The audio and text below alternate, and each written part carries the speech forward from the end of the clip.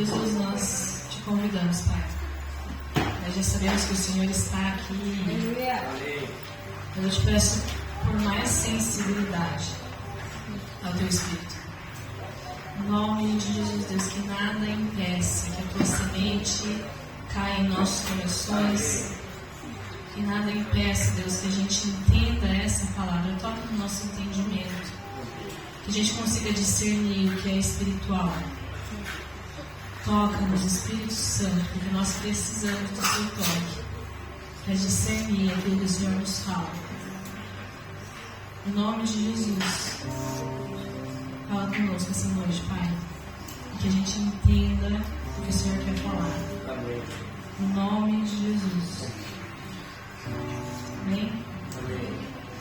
Gente, quem está visitando, recebeu uma pranchetinha? Nós temos o Ministério da Prancheta aí. Eles estão pedindo um help para mim.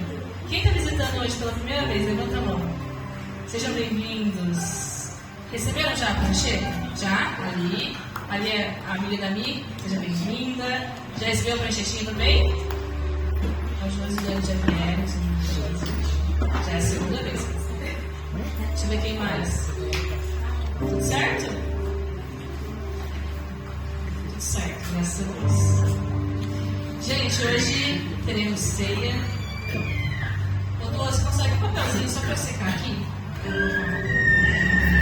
Hoje teremos ceia e eu vou falar em uma palavra a partir de um texto que normalmente a gente usa na ceia. Eu queria que vocês abrissem comigo em 1 Coríntios 11. 1 Coríntios 11, eu vou ler do versículo 17 até o 33.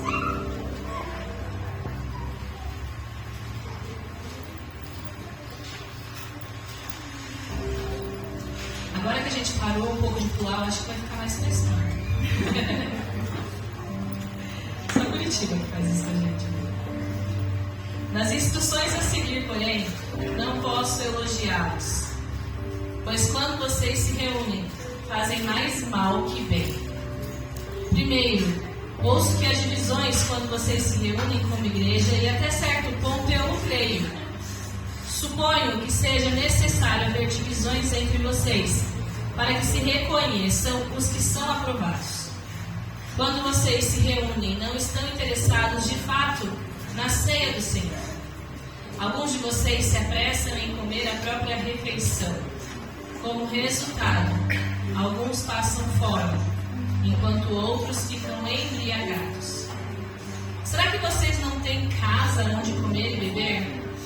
Ou querem mesmo envergonhar a igreja de Deus e humilhar os pobres? Que devo dizer? Querem que eu os elogie? Certamente não os elogiarei por isso. Pois eu lhes transmiti aquilo que recebi do Senhor. Na noite em que o Senhor foi traído, Ele tomou o pão, agradeceu a Deus, partiu-o e disse: Esse é o meu corpo que é entregue por vocês. Façam isso em memória de mim. Da mesma forma, depois da ceia, tomou o cálice e disse: Esse cálice é a nova aliança, confirmada com o meu sangue. Façam isso em memória de mim, sempre que o beberem.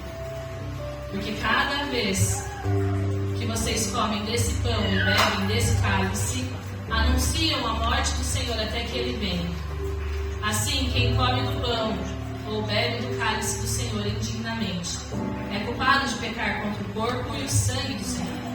Portanto, examinem-se antes de comer do pão e beber do cálice. Pois se comem do pão ou bebem do cálice sem honrar o corpo de Cristo, comem e bebem o julgamento contra si mesmos. Por isso, muitos de vocês estão fracos e doentes, e alguns até adormeceram. Se examinássemos a nós mesmos, não seríamos julgados dessa maneira. Mas quando somos julgados pelo Senhor, estamos sendo disciplinados para que não sejamos condenados como o mundo. Portanto, meus irmãos, quando se reunirem para comer, esperem uns pelos outros. Se estiverem com fome, comam em casa, a fim de não trazer julgamento sobre si mesmos ao se reunirem. Eu lhes darei instruções a respeito de outros assuntos depois que me chegar aí. Até aqui. Eu falei pro Thiago que eu não iria ter texto grande hoje, mas esse foi só isso. Os outros vão ser curtinhos. Mas o texto que eu queria trazer é só para esclarecer qual é o tema da palavra de hoje. E especificamente, é o versículo 21, que diz assim: alguns de vocês se apressam em comer a própria refeição. Como resultado, alguns passam fome, enquanto outros ficam embriagados. Esse é o texto e esse é o tema. Quando a gente está falando sobre essa correção de Paulo, ele está corrigindo o povo, porque eles se apressavam em comer a própria refeição. E isso me fez lembrar de uma coisa que o Tiago sempre conta, com o maior orgulho, que ele morre de vergonha de mim. Ele morre de vergonha de mim. Porque a gente está num lugar, quando a gente está em alguma coisa, na casa de alguém, num acampamento, eu sou a primeira a servir. Ele fala, Gil sempre é a primeira, parece que está sempre morta de fome. Porque ela vai lá e se serve correndo.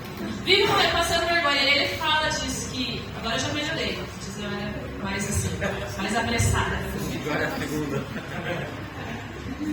Só que, apesar de a gente saber que é algo literal, que Paulo está corrigindo aquele povo, hoje para nós não é algo tão literal assim, e a gente precisa entender do que Paulo estava falando. E apressar em comer a própria comida tem tudo a ver com uma palavrinha que é o egoísmo. Eu acredito que nesse texto Paulo estava tratando do egoísmo daquela igreja. E hoje o tema vai ser sobre isso. No contexto que Paulo escreveu a carta, a ceia daquela época estava reforçando as diferenças sociais. Os ricos comiam bem e os pobres passavam fome. Então ele estava falando que isso não tem nada a ver com o cristianismo. O cristianismo não faz isso. Nós não estamos aqui para separar os ricos dos pobres. E naquela época eles não comiam que nem a gente um pedacinho de pão e um cálicezinho. Eles faziam uma refeição completa. E eles não estavam dando a mesma quantidade. Então a gente não vive esse contexto. Por isso que não cabe a nós. No caso da ceia, todo mundo vai ganhar exatamente a mesma quantidade de comida. Então não tem a ver com isso que nós vamos falar hoje, mas sobre o egoísmo. E eu estava conversando com umas pessoas esses dias. Vocês viram que fofo o Gabriel, né? O Gabriel estava aqui dançando, coisa mais linda. Eu estava falando sobre ele. Nem falei para o Fábio isso. Eu estava lá com o Thiago, com a Fábio, com todo mundo falando assim: gente, ele ficou 1 hora comigo essa semana. Eu cuidei dele durante 1 hora. E ele queria ir lá para fora. Ele estava molhado. E eu falei: Gabriel, não, o menino não sabe falar ainda. Ele se jogou no chão e ele gritou. Eu estava comentando: gente, ele já sabe fazer birra. Ninguém ensinou isso para ele. E a gente estava falando que já vem instalado um chip dentro de nós, que é o chip de Adão.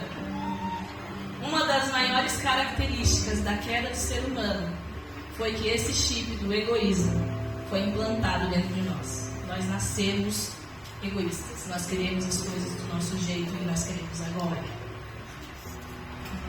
E quando a primeira vez que Adão caiu, lá no Jardim do Éden, o Du até esses dias falou sobre isso.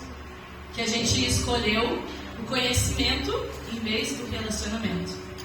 O conhecimento do bem e do mal. Foi a árvore que eles comeram. A árvore do conhecimento do bem e do mal. E eu percebo que Deus tinha o desejo que a gente tivesse conhecimento do bem e do mal. Mas Ele queria que a gente tivesse através do relacionamento. O pecado do homem foi escolher ter algo que Deus preparou para nós, mas sem Deus. De forma egoísta. Não, eu quero isso, eu quero do meu jeito. Eu não quero depender de Deus para ter conhecimento do bem e do mal. Então, isso mostra o quanto esse pecado está dentro de nós. Porque nós queremos as coisas do nosso jeito, não do jeito de Deus. O jeito de Deus é: você vai conhecer o bem e o mal conforme você me conhecer. Você vai ter a maturidade para lidar com aquilo que você entende, que você aprendeu. Mas não, a gente pegou um atalho e a gente falou: não, eu quero do meu jeito, e eu quero agora. E a gente foi lá e comeu aquela árvore. E a gente escolheu conhecimento em vez do relacionamento. E isso demonstra esse chip que está instalado dentro de nós, que é o chip de Adão. Vou chamar de chip de Adão. Que está dentro de cada um de nós. E E eu percebo que quanto mais difícil é a nossa vida, quanto mais a gente sofre, mais isso se enraiza dentro de nós. Vou explicar, calma. Se você tem uma história muito difícil, você aprendeu a sobreviver. E você carrega uma mensagem dentro de você que fala assim: eu vou garantir que a minha vontade seja feita, porque se eu não garantir, não tem ninguém cuidando de mim. Ninguém vai fazer isso por mim. Eu preciso fazer sozinho. E aquele egoísmo começa a criar raiz e a gente chama isso de sobrevivência.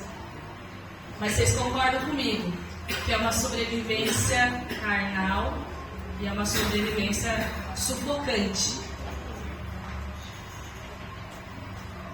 E alguns, então, dentro dessa introdução toda aí que eu falei, eu vou tentar mostrar para vocês que aquele que a gente imita, que é Jesus, ele não é egoísta.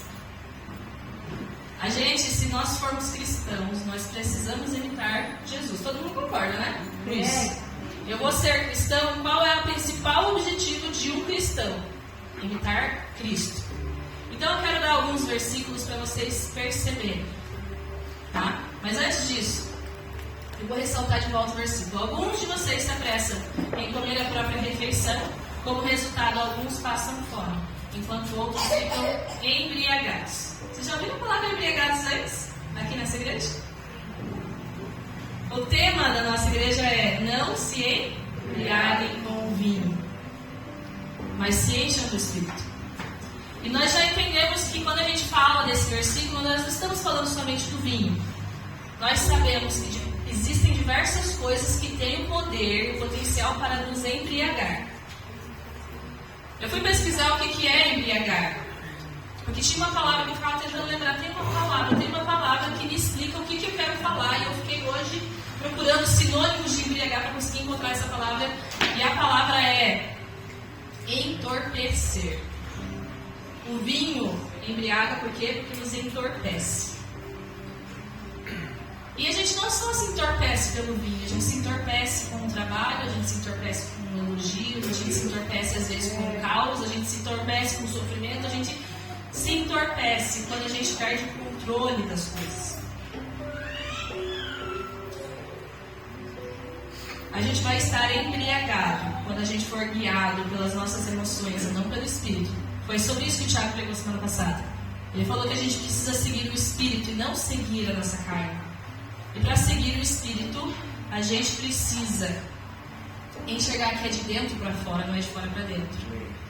E uma das coisas que nos impedem de seguir o Espírito é o nosso egoísmo, disfarçado de sobrevivência, muitas vezes. É somente pela ação do Espírito Santo em nós que a gente consegue se arrepender do nosso egoísmo. E aí a gente vai estar preparado para experimentar a boa, perfeita e agradável vontade de Deus. Em Romanos 12:2 fala que a gente precisa renovar a nossa mente para que a gente se torne capaz de experimentar a boa, perfeita e agradável vontade de Deus. Isso significa o quê? Que se eu não renovar a minha mente, se ela continuar igual, eu não consigo experimentar a vontade de Deus. Eu preciso renovar pela palavra de Deus para que eu possa experimentar.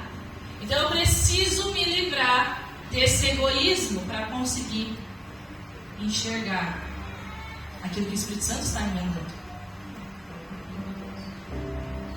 Se eu sou guiada pelo egoísmo, eu não sou guiada pelo Espírito. Certo? Então agora eu vou explicar algumas situações em que eu percebi em Jesus que ele não teve pressa em comer.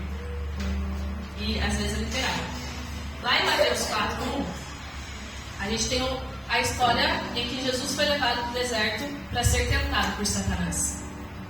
Ele passou 40 dias, 40 noites sem comer, ele teve fome. O tentador veio e lhe disse: se você é filho de Deus, ordene que essas pedras se transformem em pães. E Jesus respondeu: as escrituras dizem, uma pessoa não vive só de pão, mas de toda palavra que vem da boca de Deus. Jesus se recusou a se apressar em transformar aquela pedra em pão. Por quê? Porque ele se alimentava de algo muito melhor. E Satanás continua nos tentando da mesma forma. Satanás continua falando assim: ei, sacia tua fome carnal, você está morrendo de fome, transforma isso aqui e come isso. Eu falei esses dias que a gente se alimenta de tantas outras coisas. E Satanás continua tentando fazer a gente cair nessa armadilha que ele armou para Jesus. Alimenta a tua carne, deixa o teu espírito de lado. Tenha pressa para satisfazer os seus desejos físicos. Tenha pressa para ter prazer. Tenha pressa, adianta as coisas que Deus está prometendo para você, porque você precisa agora. Outra situação em que Jesus adiou a comida dele está em Mateus 14, 13. Logo que Jesus ouviu a notícia era que João Batista tinha perdido a cabeça. Ele estava triste. Ele ouviu essa notícia e ele partiu de barco para um lugar isolado a fim de ficar só. As multidões, porém, descobriram para onde ele ia e o seguiram a pé, vinda de muitas cidades. Quando Jesus saiu do barco, ele viu a grande multidão, teve compaixão dela e curou os enfermos. Ao entardecer, os discípulos foram até ele e disseram: esse lugar é isolado e já está ficando tarde. Mande as multidões embora para que possam ir aos povoados e comprar comida. Não há necessidade, disse Jesus. Providenciem vocês mesmos alimento para elas. Quando eu li esse texto, mais ou menos um mês, e muita gente já ouviu falar sobre ele, que eu preguei no culto de líderes, usando esse texto também, eu não tinha notado uma coisa que sempre tinha lido. Jesus queria ficar sozinho. Ele estava triste e ele queria ficar sozinho. Quando os discípulos deram essa ideia para ele: ô Jesus, vamos ficar sozinho? O que ele fez? Ele adiou aquilo que ele queria. Porque ele não foi egoísta.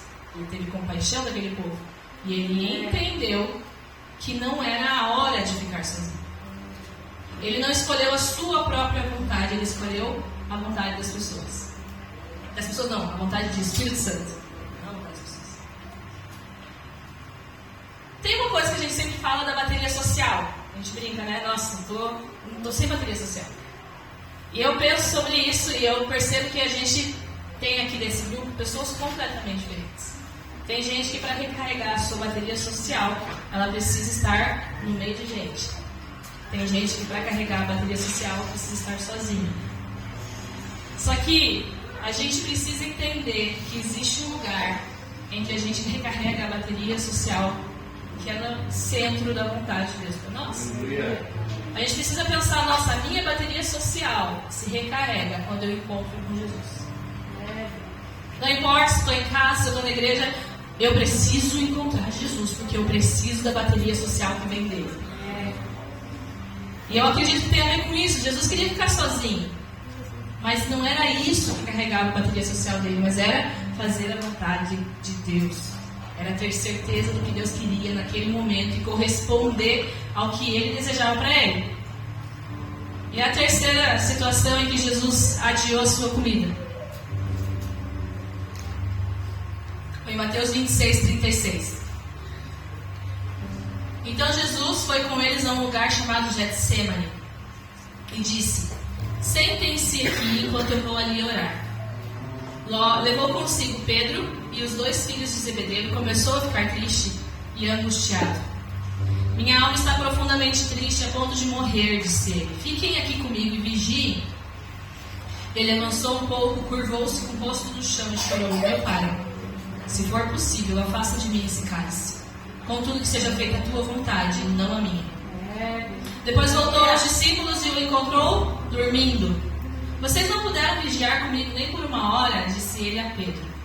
Vigiem e orem para que não cedam à tentação, pois o espírito está disposto, mas a carne é fraca. Então os deixou pela segunda vez e orou: meu pai, se não for possível afastar de mim esse cálice sem que eu o beba, faça-se a sua vontade. Quando voltou pela segunda vez, encontrou-os dormindo de novo, pois não conseguiam manter os olhos abertos. Foi orar pela terceira vez, dizendo novamente as mesmas coisas. Em seguida voltou aos discípulos e lhes disse: como é que vocês ainda dormem e descansam? Vejam, chegou a hora. O Filho do Homem está prestes a ser entregue nas mãos dos pecadores. Levantem-se e vamos, meu traidor chegou.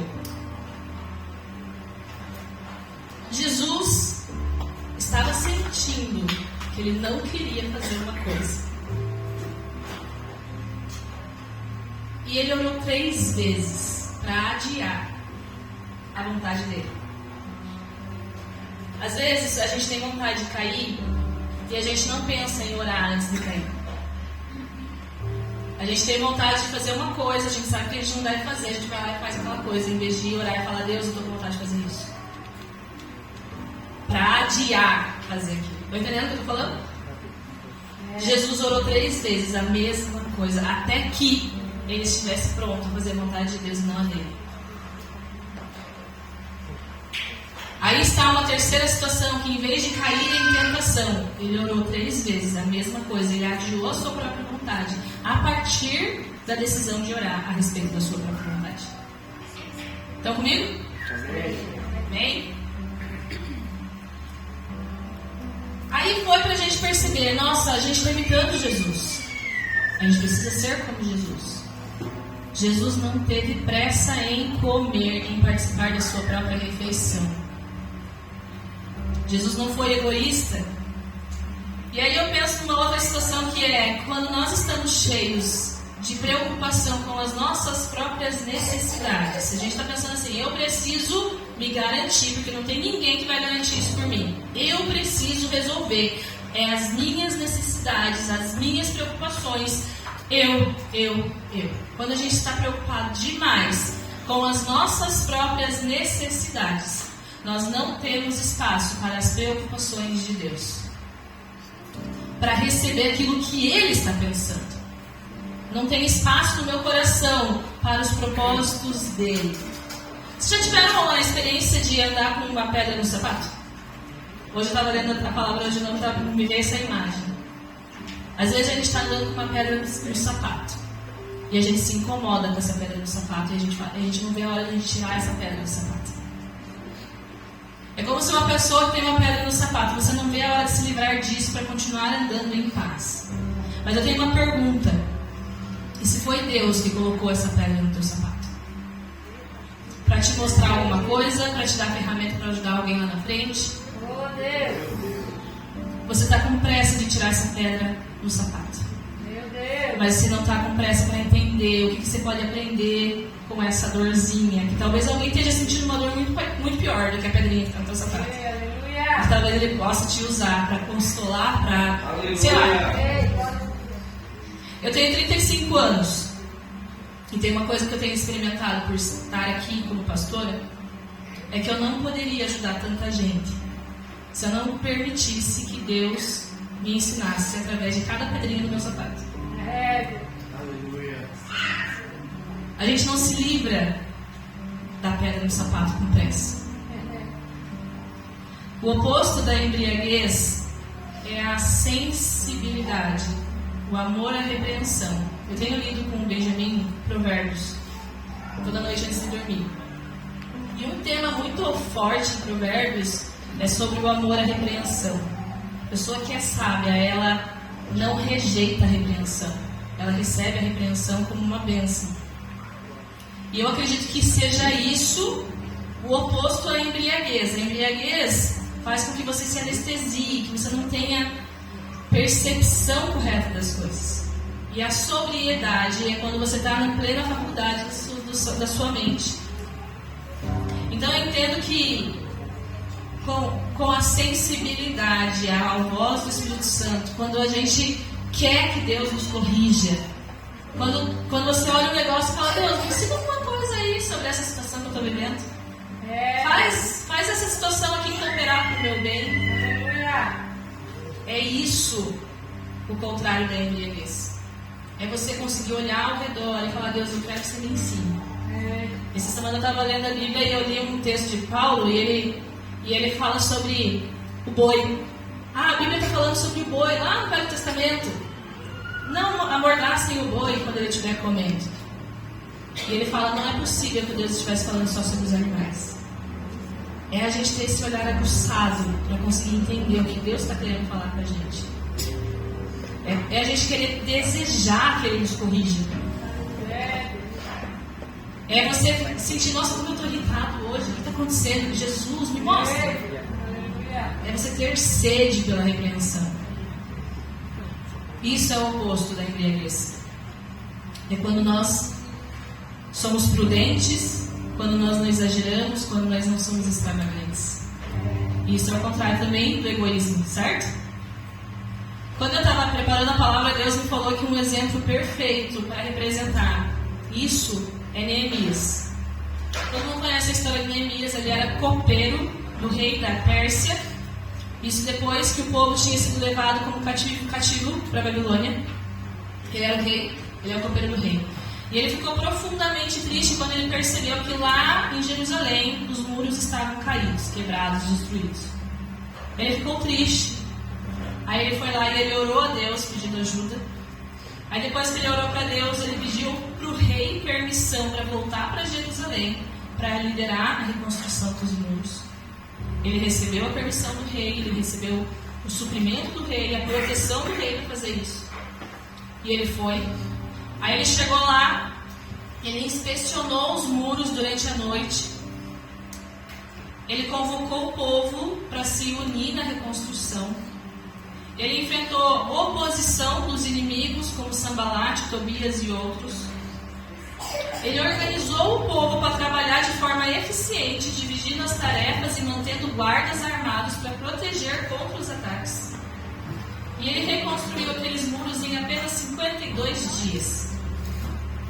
Depois que eles reconstruíram os muros, eles lideraram uma renovação espiritual no povo. Ele leu a lei de Moisés para o povo e ele promoveu uma confissão coletiva de pecados. E ele tomou medidas para garantir a justiça social.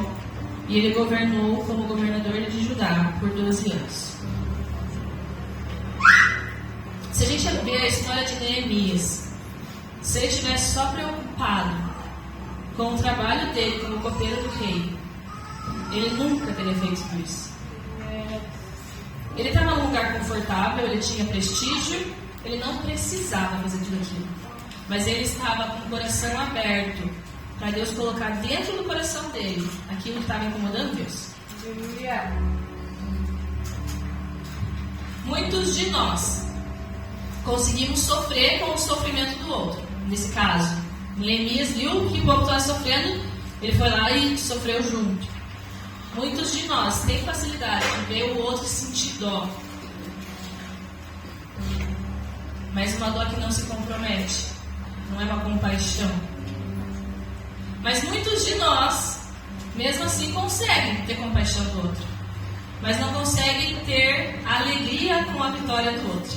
A Bíblia fala: chorem com os que choram e se alegrem com os que se alegram. E tem muita gente que tem dificuldade de se alegrar com o que o outro está vivendo. E eu queria que a gente sondasse os nossos corações em relação a isso. Faz uma semana mais ou menos foi o aniversário da Lô. E daí a gente faz a reunião toda segunda. Aí ela trouxe um bolo pro Ju no dia do aniversário dele, e o Ju foi perguntar pra ela qual o sabor de bolo que ela gostava. E a minha amiga linda, maravilhosa, ela falou que ela gosta de bolo de abacaxi com coco. Abacaxi com coco, gente. Quem gosta de abacaxi com coco? Eu não como. Eu não como fruta, eu não como verdura, eu não como legume. E eu falei: Ju, por que você vai perguntar? Né? Eu poderia estar comendo meu bolo de chocolate que eu poderia fazer pra ela, mas não, ele perguntou. E eu fui tentada a não me alegrar com a alegria dela. Por quê? Porque eles comeram o bolo e eu não comi. Eu fiquei olhando eles comendo o bolo. Eu encomendei o bolo. Eu encomendei o bolo porque eu sabia que a mulher fazia um bolo bom. Mas, quando estava todo mundo comendo, eu falava: meu Deus, que bom. Não me deu vontade de experimentar, porque eu não gosto de abacaxi. Eu não gosto de coco, eu não vou experimentar. Mas eu consegui me alegrar com a alegria deles. Eles comeram aquele bolo com gosto. Eu falei: cara, valeu a pena. Eu não estou comendo nada. Não comendo nada não, porque tinha salgado, né? Eu não estou comendo nenhum doce. Mas eu consigo perceber quão bom é ver a alegria do outro. O outro está bem. Então eu trouxe isso para ilustrar um pouquinho o que eu estou falando. quebrar o gelo. Muito pesado o que eu tô falando, né? Em Provérbios 21:14 fala: o presente entregue em segredo acalma a ira. E aí eu lembro de uma história que eu conto, porque foi uma história que reacendeu a minha esperança na humanidade. Eu tenho 2 alunos, tenho 35 alunos. Mas 2 dos meus 35, um deles é autista. E ele é a pessoa com o coração mais lindo que eu já vi, assim, muito fofo ele. E teve um dia que ele foi levar a agenda pra mim, ele abriu a capa da agenda e ele viu uma figurinha de futebol. E o hiperfoco dele é futebol. Aquele menino ficou tão feliz, mas tão feliz, que ele pulava pela sala. Meu Deus, a figurinha de não sei quem. Não vou lembrar quem é. Eu tenho uma figurinha de não sei quem. Ele pulava de alegria, ele ficava feliz. E eu via outro que estava sentado ali, na primeira carteira, com o olhinho brilhando assim, quietinho, sem falar nada. Só observando o Leonardo comemorar, porque ele tinha ganhado uma figurinha de, sei lá, o que era. E aquele menininho com os olhos brilhando, daí eu ouvi, não sei quem falar, que foi o Arthur Henrique, o menino que estava com os olhos brilhando. Foi o Arthur Henrique que deu. E ele deu a figurinha em segredo. Ele não estava querendo reconhecimento para aquilo. A alegria do Leonardo pulando pela sala foi suficiente para ele. Ele não queria contar que foi ele que deu. Ele não queria ganhar crédito por aquilo. Ele se alegrou em ver a alegria da outra criança. Por um outro lado, aí os outros lá, que não têm esse coração, que tem o nosso, muitas vezes, começou a falar: é falsa! A figurinha é falsa! Você que imaginou o cenário? Mas foi uma situação que ilustrou bem o que acontece com nós. Quando a gente vê o outro feliz, o outro bem, o outro sendo abençoado, a gente fala: é falso! Não é possível que seja verdadeiro isso que a pessoa está sentindo. Por quê? Porque nós não conseguimos nos alegrar com a alegria do outro. Nós queremos somente nós. Estão comigo? Amém. Em Mateus 6:3 fala: quando ajudarem alguém necessitado, não deixem que a mão esquerda saiba o que a direita está fazendo. E aí eu fico me perguntando se a gente faz o que a gente faz porque a gente está interessado em ver a alegria do outro, ou se a gente está querendo reconhecimento por aquilo que estamos fazendo. Quanto tempo que você gasta orando pelas pessoas? Ou você só faz aquilo que as pessoas veem que você está fazendo?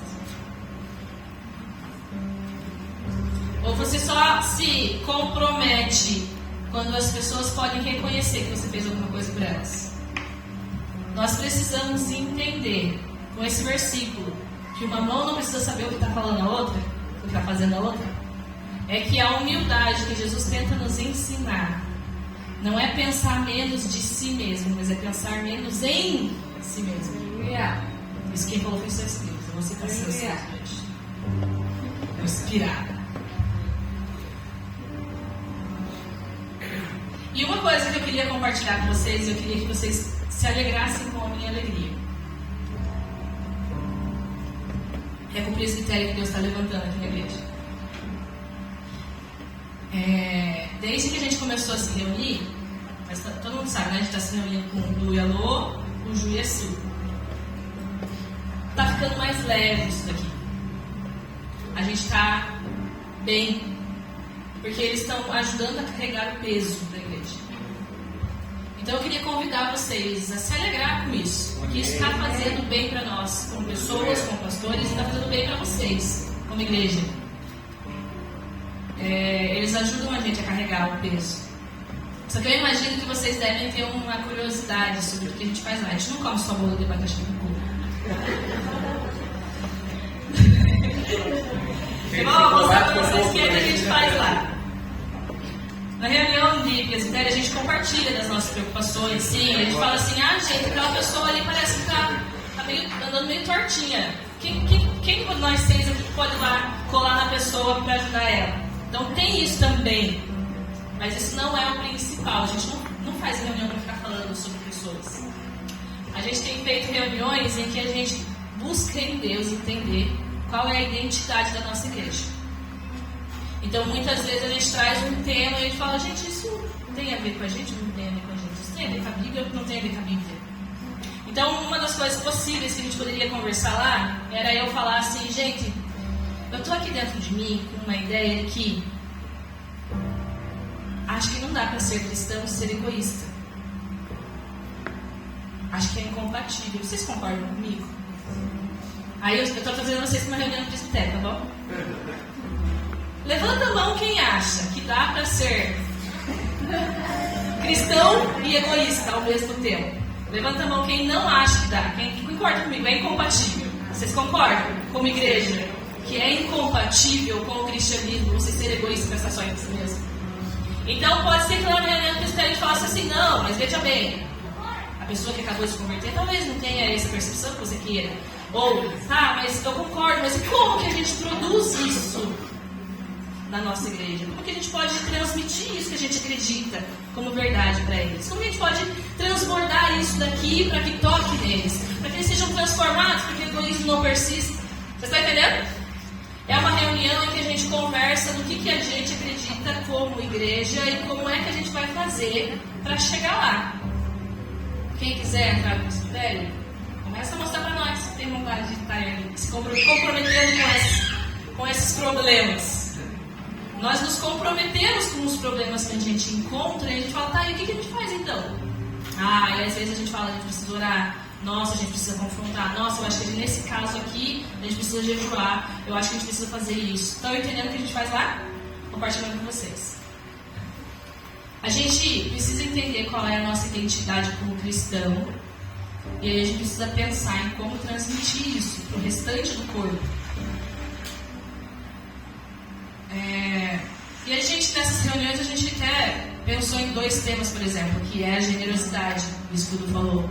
Por isso que a gente fala, quando a gente vai falar sobre dízimo e oferta. A gente entendeu que a gente não quer que a igreja oferte por pressão, por medo, por qualquer coisa. A gente quer que a gente tenha um entendimento do que é ser generoso. Então não adianta eu ficar obrigando você. Gente, é uma regra da nossa igreja dar o dízimo. E o dízimo é esse valor em relação ao seu salário. E a cláusula é essa. Não é a nossa ideia, não é nisso que a gente acredita. A gente acredita numa igreja generosa, que tem prazer em dar os dízimos e excede, e entrega tudo que tem, se for Deus pedindo para ela. Tá entendendo o que eu tô falando? Amém. Outra coisa que a gente pensou e decidiu como presbitério é que a gente também não quer que as pessoas venham por pressão para o culto de domingo, mas que elas tenham prazer em estar aqui, que elas tenham entendimento que é necessário para a caminhada cristã um culto de domingo. Não vai matar ninguém. Vai matar, é melhor que mata, né? Tomara que mata mesmo a nossa carne. Um culto no domingo, um culto na semana. A gente não quer que as pessoas se vejam obrigadas a estar aqui, mas que entendam a importância disso e tenham prazer em estar aqui. Aí a gente pensa, mas e como que a gente vai explicar isso para eles? Aí a gente fala, não adianta a gente ficar cobrando, porque se a pessoa não quer, ela não quer. Então a gente decidiu, gente, a gente precisa que as pessoas que já tenham entendido isso, se comprometam com isso. E que toquem outras pessoas com isso. E que isso cresça. Então, como presbitério, a gente decidiu isso. A gente precisa contar com quem já está engajado. Vocês estão entendendo com os problemas que a gente precisa resolver? Concorda? É difícil, gente. Mas a gente ora e a gente fala para o Espírito Santo nos conduzir. Então, a gente precisa da ajuda de vocês, que já entenderam que é bom estar no culto de domingo. Mostrem para as outras pessoas que é bom. É bom eu me comprometer e ser fiel a Deus, como eu disse, com minhas ofertas. Mostra para as pessoas que estão ao seu redor que isso tem funcionado para a sua vida. Porque nós precisamos aumentar a nossa tenda, alargar. Já pegou sobre isso, alargar a nossa tenda. Mais pessoas precisam entender o que você entendeu.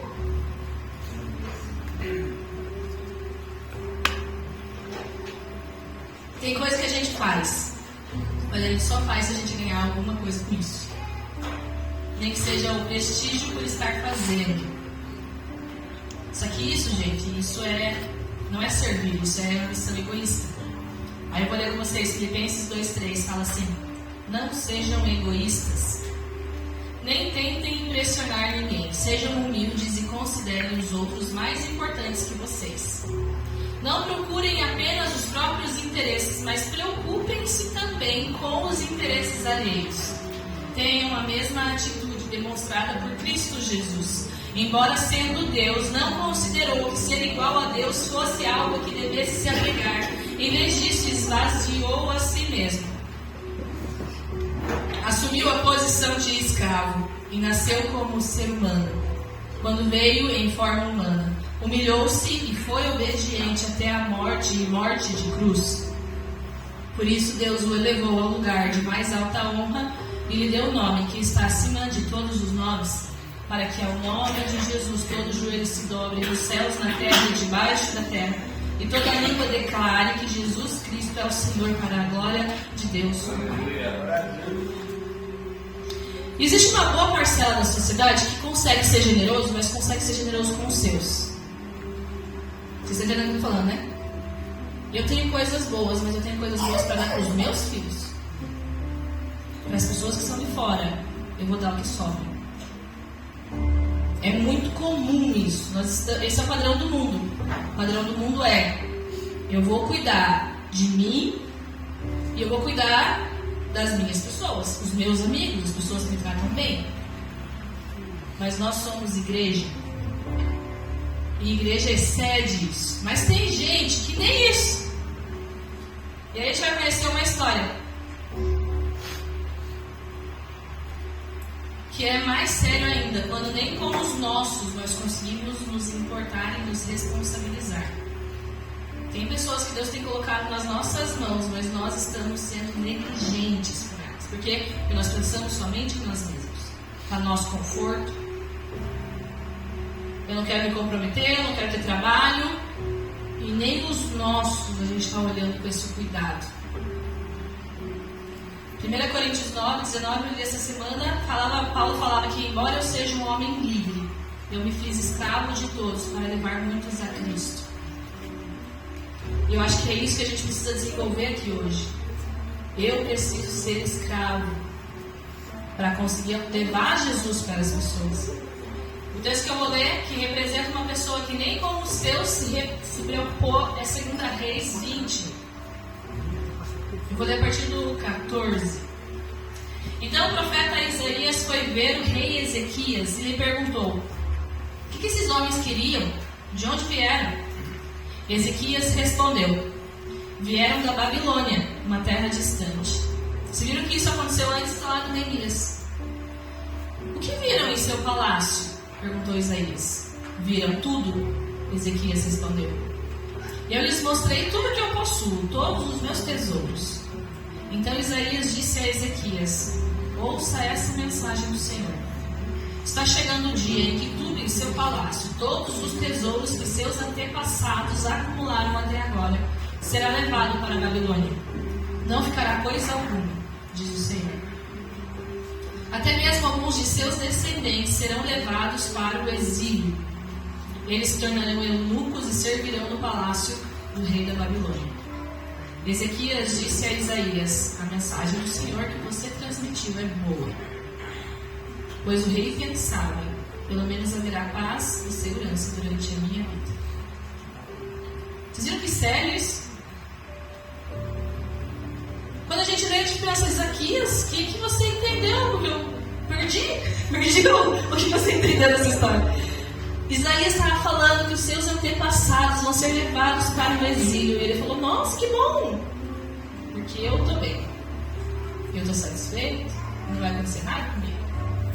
Se acontecer com os meus filhos, não tem problema. Mas às vezes a gente, sem perceber, a gente tem esse comportamento, porque nós estamos embriagados. Nós não estamos conscientes. Em que sentido? Não importa a forma como eu ajo dentro da minha casa. Não importa se meu filho está vendo eu fazer coisas erradas. Não importa se ele vai tomar decisões erradas lá na frente, porque eu não ensinei ele as decisões certas. Não importa. Por quê? Porque pelo menos eu estou fazendo o que eu quero fazer. E o que eu quero fazer é o que me der na telha, sem prestar conta para ninguém. E sem se preocupar se eu estou sendo exemplo ruim para a próxima geração. Eu estou falando dos nossos filhos. Faz 3 dias que eu não leio Provérbios para o Benjamin. Porque ele quer ir de noite. De noite eu tenho sono, vou fazer o Caio dormir. Eu durmo com o Benjamin, com o Caio. Quando eu vou ver, Benjamin, estou com sono. Deixa para amanhã de manhã. Só que de manhã ele não é. De manhã ele que está dormindo. De manhã ele que está dormindo, de noite sou eu que estou dormindo. A gente escolhe o que é mais confortável e não o que é mais importante. E aí a gente penaliza a próxima geração. Porque a gente não se responsabiliza pelas nossas decisões. A gente quer fazer o que a gente quer, o que dá vontade, o que dá na telha, do jeito que a gente quer. E a gente não se preocupa se isso está influenciando a próxima geração a imitar o nosso caminho. A gente está criticando Ezequias, mas talvez a gente esteja fazendo a mesma coisa. Não importa. Lá na frente eles resolvam. Eu cuidei da minha vida sozinho. Eles cuidam da vida deles sozinho também. Tá entendendo? A gente, às vezes, nem pelos nossos, nós nos responsabilizamos. E aí tem um outro texto que está em Hebreus 12:16, que me fala que o nosso egoísmo pode nos tornar profanos. Hebreus 12:16 fala assim: vigiem para que ninguém seja imoral ou profano como Esaú, que trocou seus direitos como filho mais velho por uma simples refeição. Como vocês sabem, mais tarde, quando ele quis a bênção do pai, ele foi rejeitado. Era tarde para que ele houvesse arrependimento, embora ele tivesse implorado com lágrimas. Às vezes, por causa do nosso egoísmo, nós estamos nos tornando profanos, nós estamos desvalorizando, rejeitando coisas sagradas e escolhendo nosso próprio egoísmo. Esaú aqui é um exemplo de alguém que desprezou algo valioso por um desejo momentâneo. E a gente não faz isso o tempo todo. Estou chegando pro fim, não se preocupe. Essa consciência que a gente tem, eu preciso garantir que a minha vontade seja feita, porque se eu não garantir, ninguém mais vai fazer isso por mim. Vem de um pensamento de que se eu dividir o que eu tenho com o outro, vai faltar para mim. É o pensamento órfão, é o pensamento carente, que a gente precisa rejeitar. Eu queria ler com vocês Jeremias 29.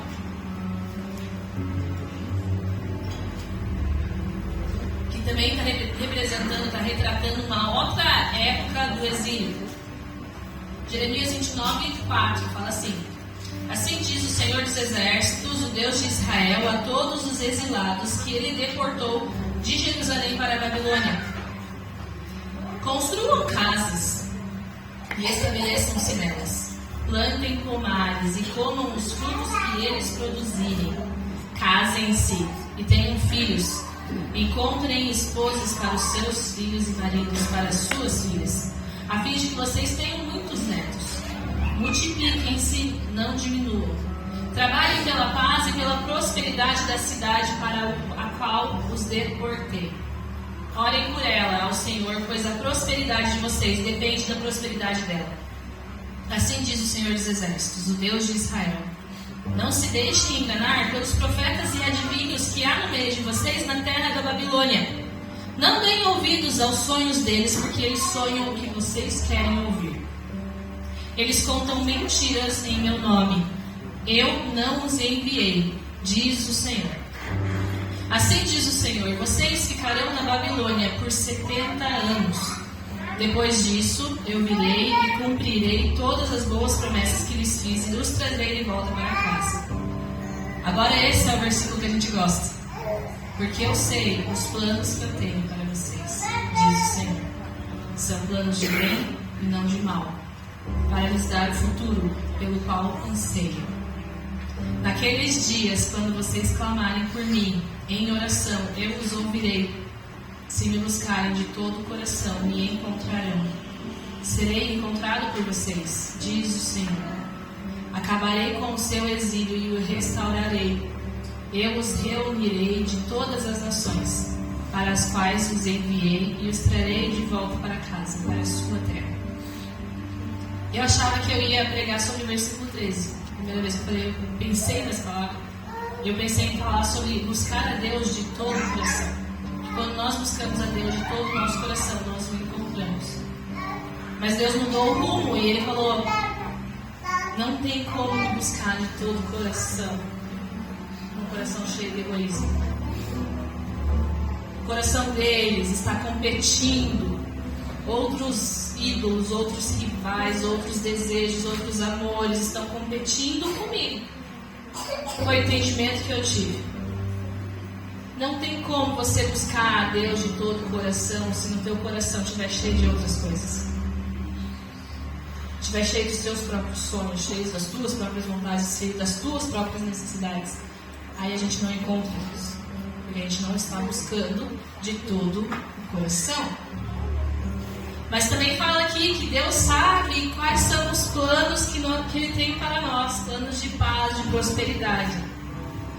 O problema é que a gente não acredita em Deus.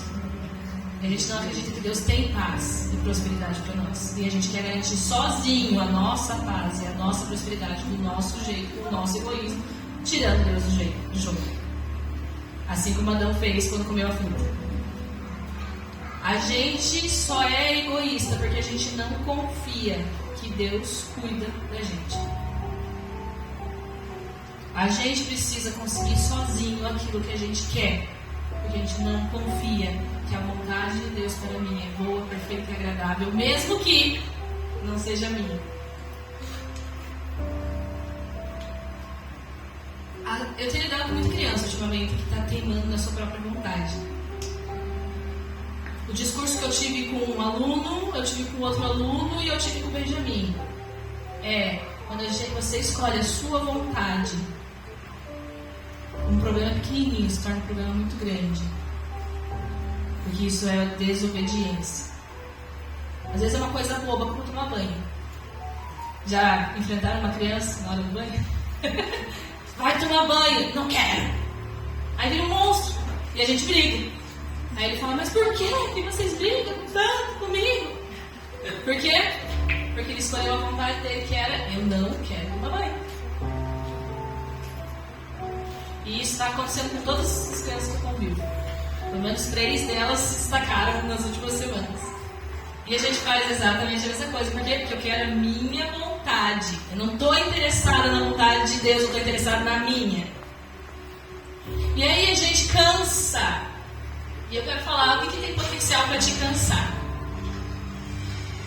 O teu trabalho não está te cansando. A tua dedicação não está te cansando. A tua diligência, a tua disciplina, a tua excelência não está te cansando. O que tem potencial para te cansar é a tua preocupação, é a tua independência, é o teu medo, é a tua falta de confiança em Deus, o teu egoísmo, que leva para frustração. Porque as coisas não acontecem do seu jeito. Quer que eu repita? Vamos pegar. A gente está o tempo todo cansado. Por que a gente está o tempo todo cansado? Porque não está acontecendo do jeito que eu planejei. Aí eu me frustro. E aí eu canso. Aí a gente fala: eu vou largar tudo porque eu estou cansado. Eu vou desistir da minha faculdade, eu vou desistir do meu trabalho, eu vou desistir da igreja, eu não quero mais servir, eu quero só descansar. Daí não consegue descansar. Porque você não está no centro da vontade de Deus para a tua vida. E as coisas não se ajeitam. Por quê? Porque o egoísmo continua lá, sentado no trono do seu coração. E agora, para concluir, não precisa ninguém subir aqui no louvor. Vou fazer uma outra coisa. Aqui nessa conclusão se destaca 3 tipos de reação para a mesma situação, que é o exílio do povo de Israel para a Babilônia. Eu peguei 3 personagens que estavam nesse mesmo contexto em épocas diferentes do exílio, mas eu acredito que esses 3 tipos de reações ele representa a nossa caminhada cristã. O povo de Israel estava exilado lá na Babilônia, e a gente também está exilado aqui nesse mundo. sei se vocês perceberam, mas Jesus veio, ele recrutou nós, ele foi espião numa terra que estava dominada por Satanás, e ele falou: gente, ó, eu quero levar vocês para o país de origem, o país de origem de vocês é lá no céu. Vocês não nasceram para essa terra aqui, vocês nasceram para o céu. Eu sou o rei do céu. E aí eu quero que vocês tragam mais gente para o nosso reino. Aí eu vou para lá e eu vou voltar. E eu vou tirar vocês daqui. É parecido com o que o povo de Israel viveu na Babilônia? Então vocês se identificam. Se identificam? Estão esperando Jesus voltar para ir para o céu com ele? Amém. O povo de Israel estava esperando Deus tirar eles do povo da Babilônia e levar de volta para Israel.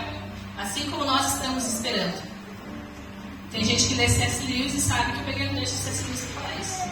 O cristianismo é a história de um rei legítimo que desembarcou disfarçado e nos chama para participar de uma grande campanha de sabotagem. Isso é C.S. Lewis. E esses três grupos representam tempos diferentes da caminhada cristã.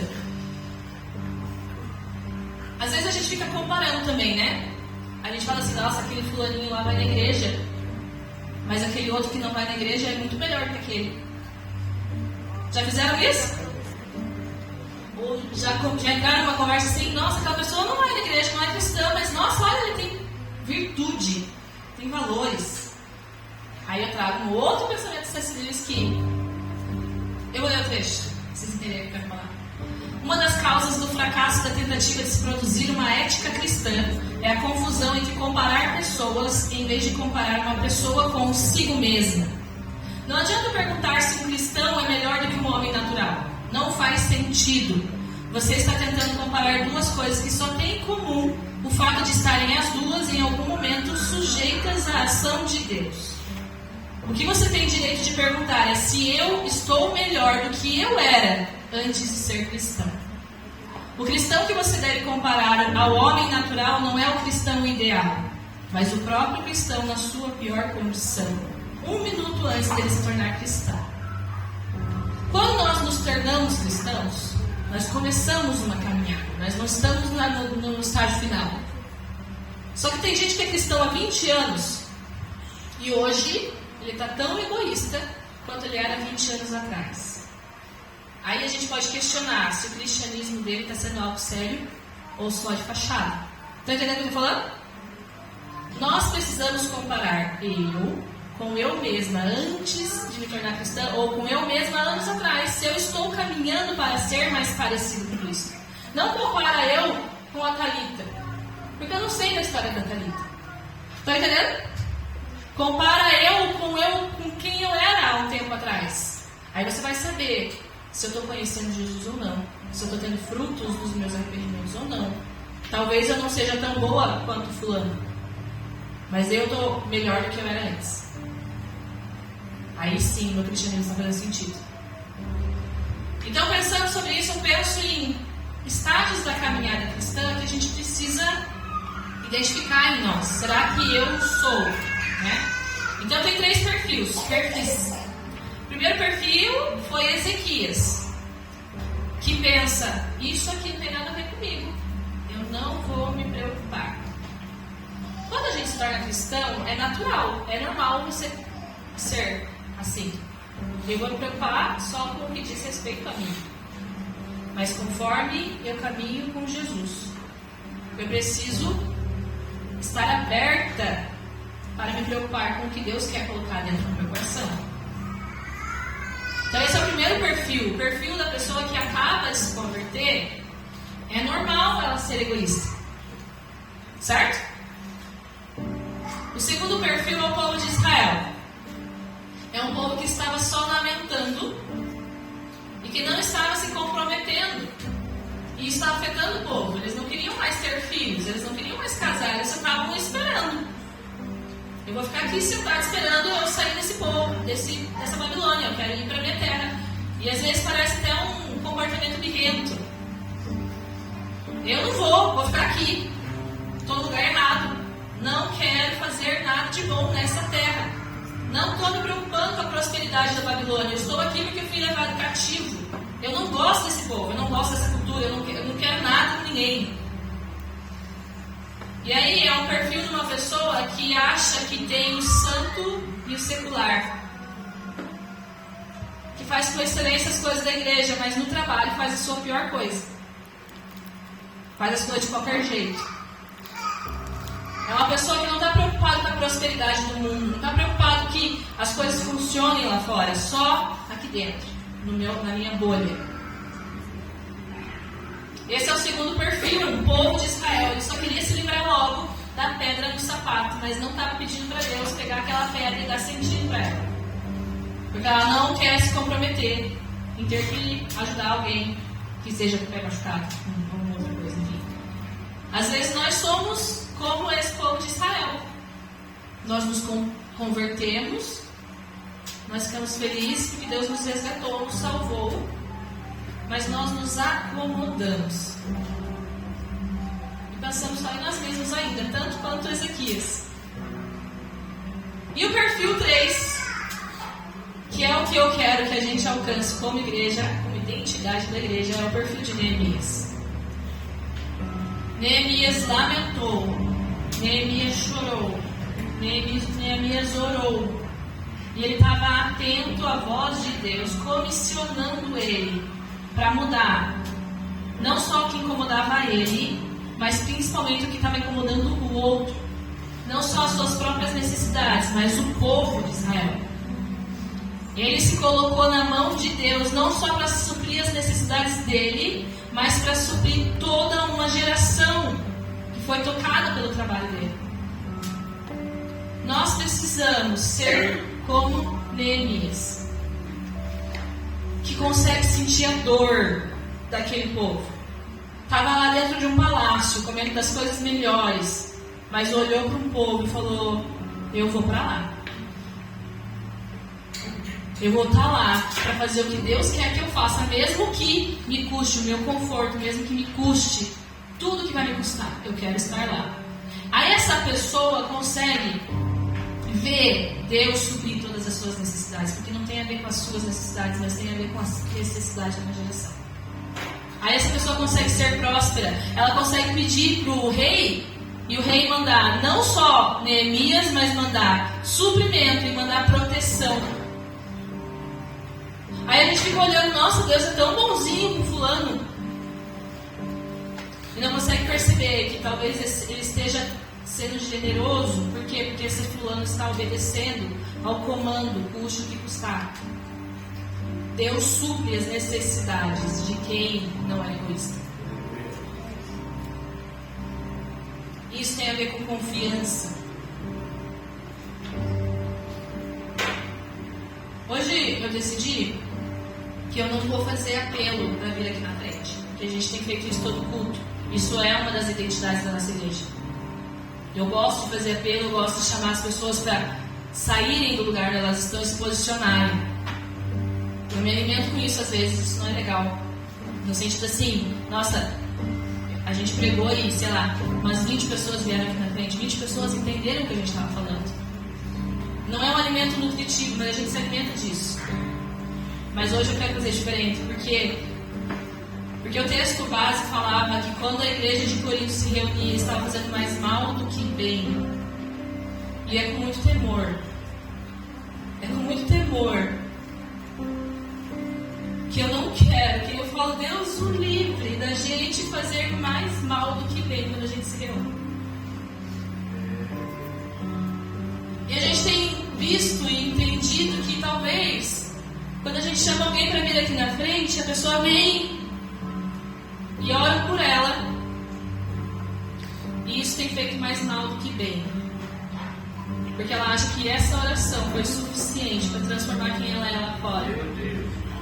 Só que na segunda-feira, quando ela tem a opção de escolher, eu vou ser guiada pelo Espírito ou vou ser guiada pela emoção, a pessoa escolhe a emoção, mesmo que ela estivesse aqui na frente, recebendo a oração, depois da palavra que o pastor falou.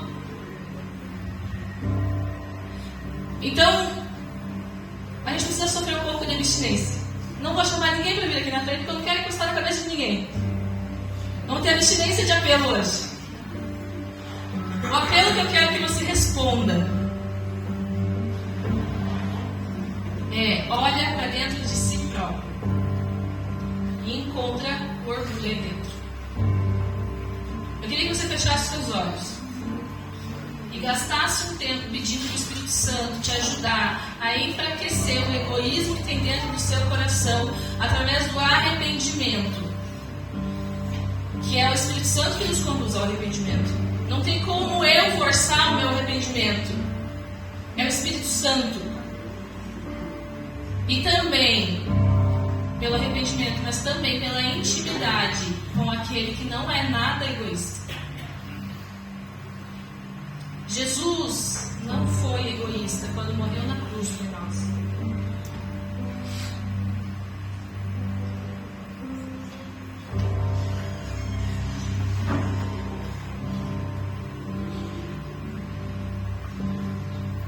Espírito Santo, eu te peço, conduza aos nossos corações, a nossa mente, para encontrar o egoísmo dentro de nós. Gaste um minutinho de silêncio aí.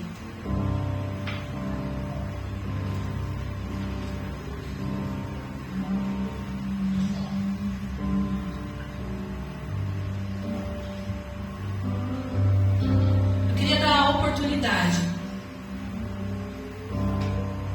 somente para quem nunca reconheceu Jesus como seu Senhor e seu Salvador, de fazer isso hoje. Eu acredito que se todos nós procurarmos o egoísmo dentro do nosso coração, todos nós precisaríamos responder ao apelo, que todos nós temos. Mas eu quero dar a oportunidade para quem ainda não aceitou Jesus, não convidou Jesus para entrar nesse coração. Jesus não precisa que o teu coração seja livre do egoísmo para entrar aí dentro e começar a fazer uma limpeza.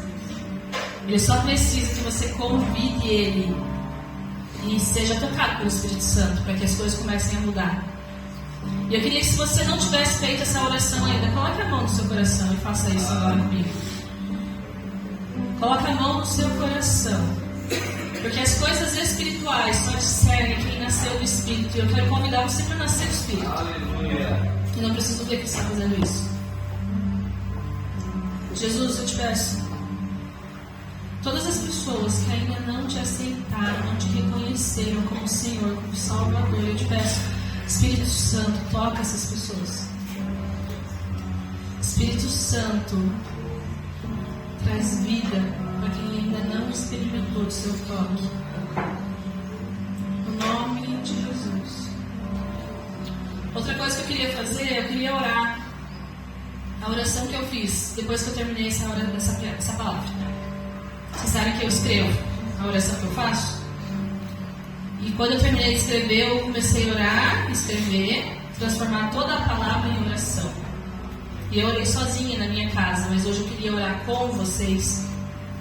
E eu queria que vocês fizessem da minha oração a sua. Eu vou orar e eu queria que você concordasse com essa oração, se você quisesse isso para você, ok? Jesus, não nos permita fazer mais mal do que bem quando nós nos reunirmos. Não nos deixe sair daqui igual ou pior do que quando entramos. Nos aprova como igreja. Não nos deixa nos unir nas queixas e nas reclamações, mas sim correr para o alvo e se tornar parecido com Jesus. Alinhe nosso interesse ao nos reunirmos, Pai. Que hoje, quando a gente cear, a gente esteja realmente, de fato, interessado na sua ceia e não em nossas ambições egoístas. Nos capacita, Jesus, a nos alimentar de forma saudável e eficiente em nossas casas. Que ao chegar na igreja, a gente não esteja faminto e desesperado, mas que a gente esteja sensíveis às necessidades das pessoas que a gente encontra aqui. Não nos permita, Deus, envergonhar a tua igreja.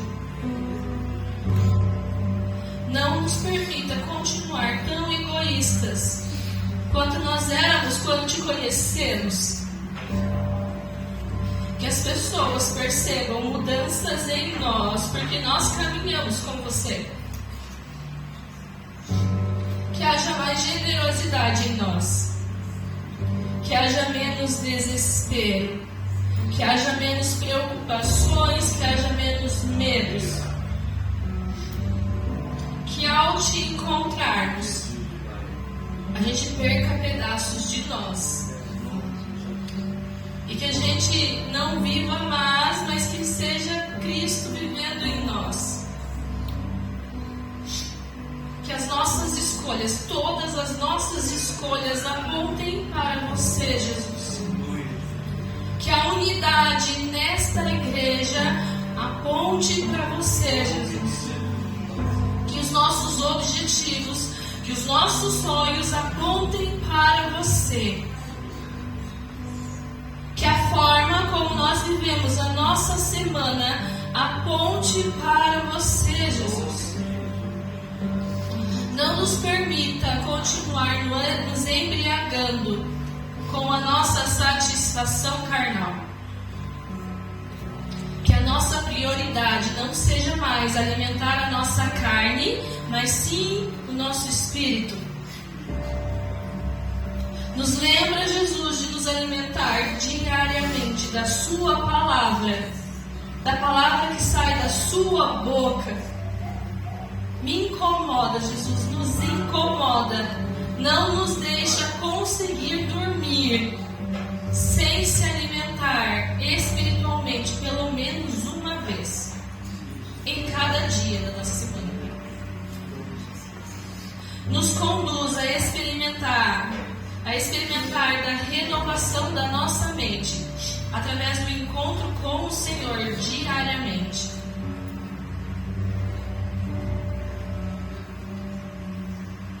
Nos dá satisfação em Te obedecer, nos dá descanso que vem por confiar em Ti. Que haja em nós a disposição em adiar a nossa queda na tentação. Que em vez de escolher cair, que a gente escolha orar.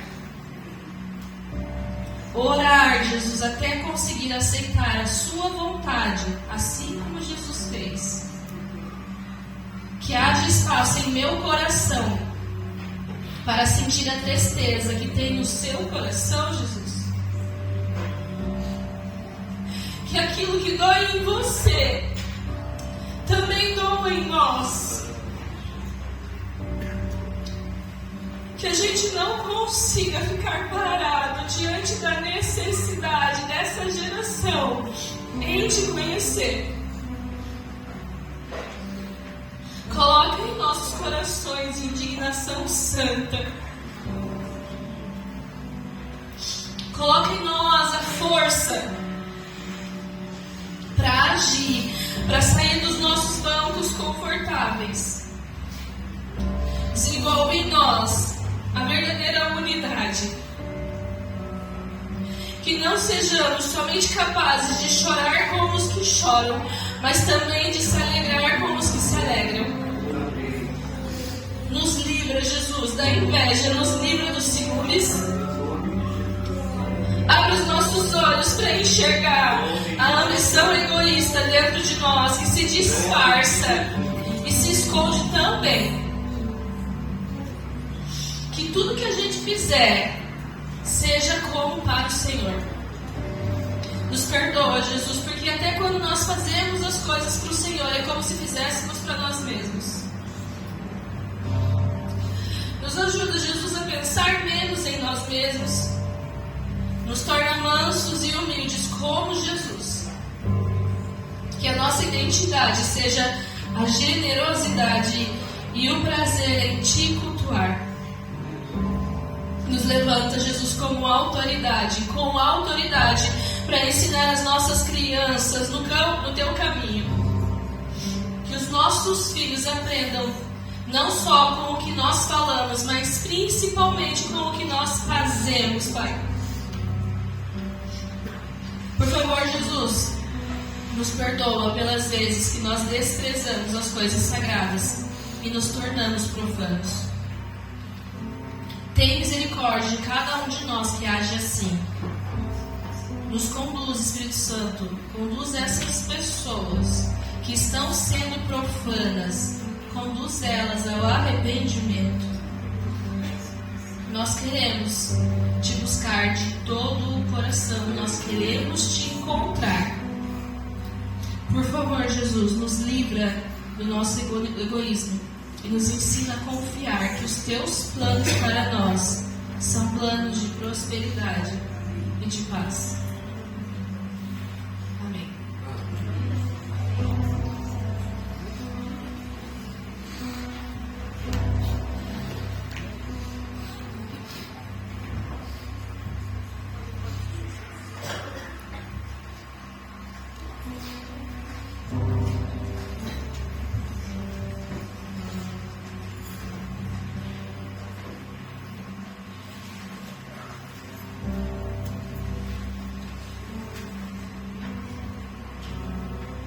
Sabe de uma coisa que eu penso? Que bom que não fui eu que preguei. Obrigado. Acho que agora a gente pode ceiar.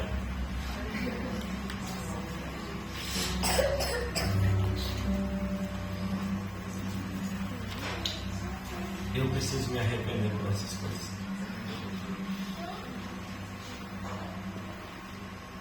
Eu realmente preciso me arrepender dessas coisas.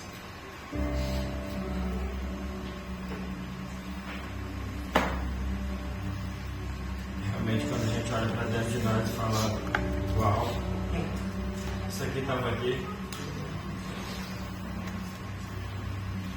Faz alguns anos que eu olho para dentro de mim e eu falo, meu Deus, eu achei que eu era bom. Quando eu comecei a pensar que eu realmente a reconhecer que eu não era bom, e quando um dia eu estava na minha casa orando, e eu sempre achei que eu seria João, o discípulo amado de Jesus, que deitava no colo de Jesus, e eu era querido, veja bem, que legal que eu sou, e eu estava orando. E ele falou, Tiago, você é Pedro. Eu falei, Pedro não. Não estou falando mal de Pedro, Pedro teve muitas coisas. Mas era impossível, eu falo que eu sou tão amoroso, tão carinhoso, Deus falou, você não é tão bom assim. Segunda percepção que eu tive, e quando o Senhor estava me conduzindo e dizendo, você não é tão bom assim, foi quando eu falei, Deus, porque o Senhor não me criou no tempo de Jesus, eu te seguiria, eu seria um bom discípulo. Que massa seria se eu vivesse naquele tempo. Sabe o que Jesus falou para mim naquela hora? Ele falou, Tiago, você seria um fariseu e me mataria. Eu falei, obrigado, Jesus, por ter me botado nesse tempo.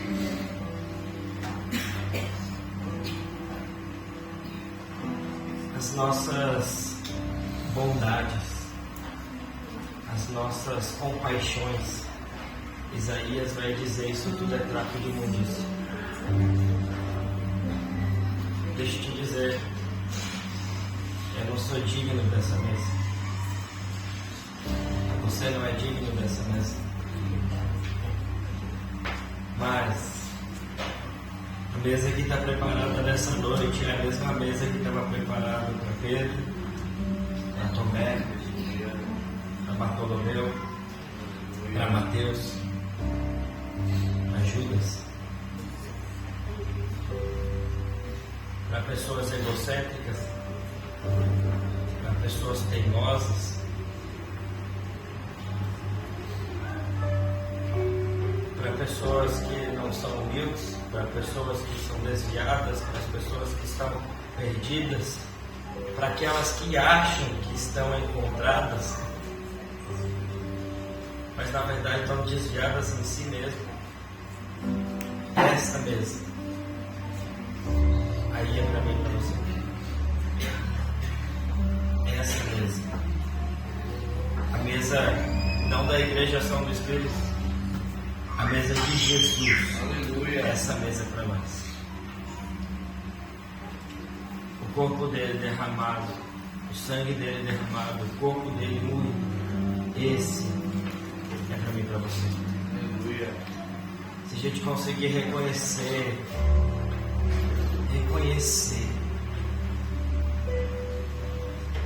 quem realmente nós somos, esse lugar da mesa é para mim e para você.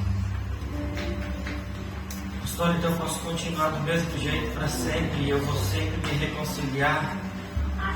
Não, você não entendeu. Não. É a partir do meu entendimento.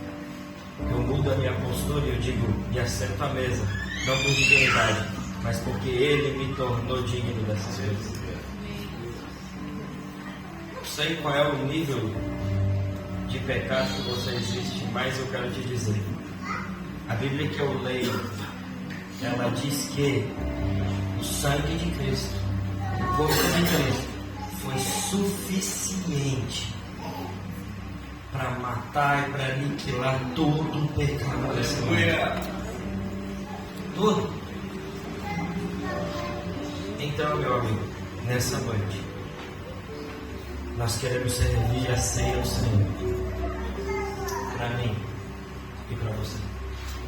Você precisa reconciliar com alguém, como o Du brincou hoje aqui. Ele disse, cara, a ceia não é o lugar onde eu vou estar brigado com alguém. Na ceia a gente conversa. Não, amigo, você já deve estar reconciliado ontem, hoje, antes de ontem. Reconciliado primeiramente com Cristo. Uau, estou reconciliado com Cristo. E todos os reconciliados com Cristo não têm problemas com seus irmãos, sabia? Não é que os seus irmãos não fazem mal para você, ou você não faz mal para o seu irmão, mas é porque você está reconciliado com Cristo, e estar reconciliado com Cristo diz que até sobre isso Ele passa com o sangue dele. Amém? Então,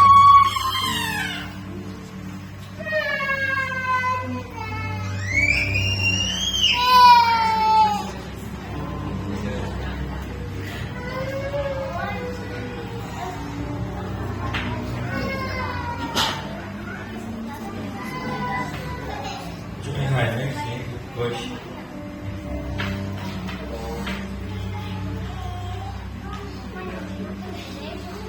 vocês vão servir a ceia. O Joy e a Rai vão servir a ceia. Vai chegar até vocês o pão. Espera até aí, não coma igual naquela esmerda, né? Vamos orar tudo. E aí já dá aquela mordida. Segura o seu pão, segura o seu cálice. Espere nós orarmos.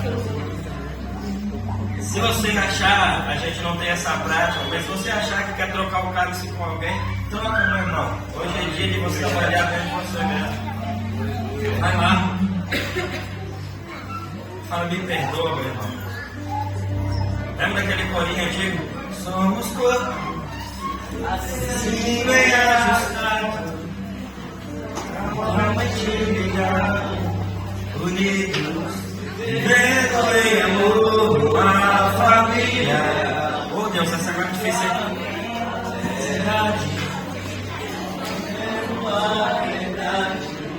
Expressando a glória do Senhor. É isso. Vamos lá, nós somos um corpo. Uma família. Amém?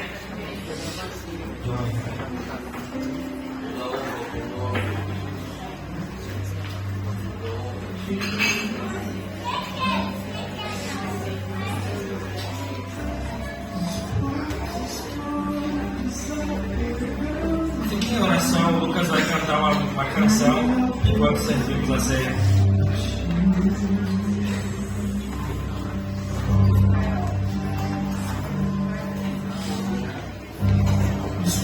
Estou abandonando meu eu para te servir, te ter